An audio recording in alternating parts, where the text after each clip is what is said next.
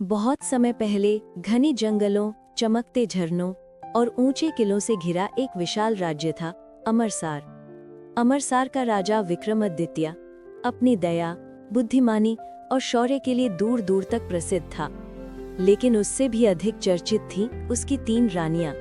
1 रानी सूर्यमाला, साहसी, तेज तर्रार, रणभूमि में कमांडर जैसी। 2 रानी चंद्रलेखा, मायूस किंतु बेहद बुद्धिमान, तर्कबर रणनीति की मास्टर। 3 रानी कमल ज्योति, दयालु, हृदय से कोमल, लोगों की रक्षक। ये तीनों रानियां एक दूसरे से बिल्कुल अलग थीं, लेकिन राज्य की ताकत इन्हीं तीनों के मेल में छिपी थी। राजा विक्रमादित्य बीते कुछ महीनों से बीमार रहने लगा था। अचानक खबर फैली कि उत्तर दिशा में रहने वाला क्रूर राजा दुर्गशूर हमला करने वाला है। लोगों में दहशत फैल गई। पहली बार अमरसार की तीनों रानियों को साथ बैठकर फैसला करना पड़ा। रानी सूर्यमाला बोली, यदि युद्ध होगा तो मैं सेना का नेतृत्व करूंगी।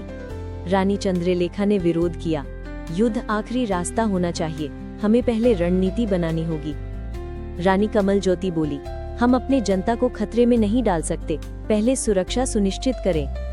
तीनों रानियों के बीच मतभेद शुरू हो गया, लेकिन समय कम था। रानी चंद्रलेखा को रात के गहरे अंधेरे में एक साधक मिला, जिसने बताया, अमरसार पर संकट सिर्फ बाहरी नहीं, भीतर भी बढ़ रहा है। राज्य में एक हद्दार छिपा है। साधक ने उसे एक प्राचीन ग्रंथ दिया, जिसने लिखा था, 3 दीप जब एक साथ जलते हैं तब अंधेरा हारता है।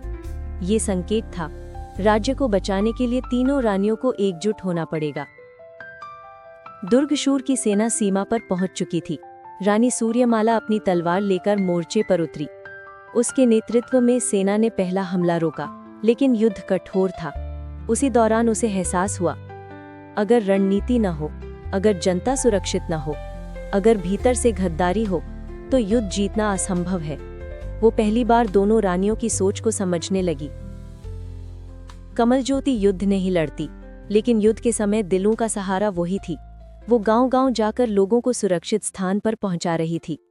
उसने देखा कि राजमहल के भीतर अफवाहें उड़ रही हैं। राजा मरने वाला है, तीनों रानियों में झगड़ा शुरू हो गया है, राज्य टूटने वाला है। इन अफवाहों को कोई फैला रहा था। कमल ज्योति ने जांच शुरू कर दी।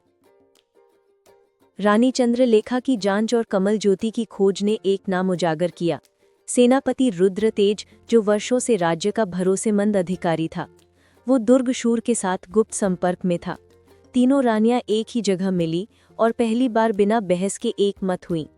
गद्दार को बेनकाब किए बिना राज्य को नहीं बचाया जा सकता। रानी चंद्रलेखा ने एक अद्भुत योजना बनाई। रानी सूर्यमाला ने उसे लागू किया। रानी कमल ज्योति ने राज्य के लोगों को सुरक्षित रखा। तीनों रानियों ने गद्दार को पकड़ने के लिए एक नकली संदेश तैयार किया। रात के तीसरे प्रहर में गुप्त सेना द्वार खोल दिए जाएंगे। संदेश रुद्रतेज तक पहुंचा। रुद्रतेज जैसे ही दरवाजा खोलने पहुंचा, तीनों रानियां वहीं मौजूद थीं। रानी सूर्यमाला, युद्ध का मैदान बाहर होता है, भीतर नहीं। रानी चंद्रलेखा, बुद्धि की हार कभी सहन नहीं कर सकती। रानी कमल ज्योति, तुमने हमारे विश्वास को धोखा दिया है। रुद्रतेज पकड़ा गया। राज्य में पहली बार जनता ने देखा, तीनों रानियां एक साथ खड़ी हैं। अब दुर्गशूर का हमला पूरी ताकत से हुआ। युद्ध इतना भयावह था कि जमीन कांप रही थी, आसमान काला पड़ा था, तलवारों की आवाज बिजली जैसी गूंज रही थी। रानी सूर्यमाला ने अग्रम मोर्चा संभाला। रानी चंद्रलेखा ने युद्ध रणनीति बदल दी, दुश्मन को दलदली क्षेत्र की ओर मोड़ दिया। रानी कमल ज्योति घायल सैनिकों की सेवा कर रही थी और जनता का साहस बढ़ा रही थी। युद्ध 3 दिन और 3 रात चला। अंत में दुर्गशूर की सेना दलदल में फंस गई और सूर्यमाला की सेना ने निर्णायक प्रहार किया। अमरसार विजय हुआ। युद्ध के बाद राजा की हालत बिगड़ने लगी। राजा ने तीनों रानियों को बुलाया और कहा, मेरी शक्ति तुम तीनों हो। अमरसार का भविष्य तुम्हारे हाथों में है। लोग तुम्हें याद करेंगे, सूर्य की बहादुरी, चांद की बुद्धि और कमल के हृदय जैसी दया के लिए। राजा शांत हो गया। पूरा राज्य रो पड़ा।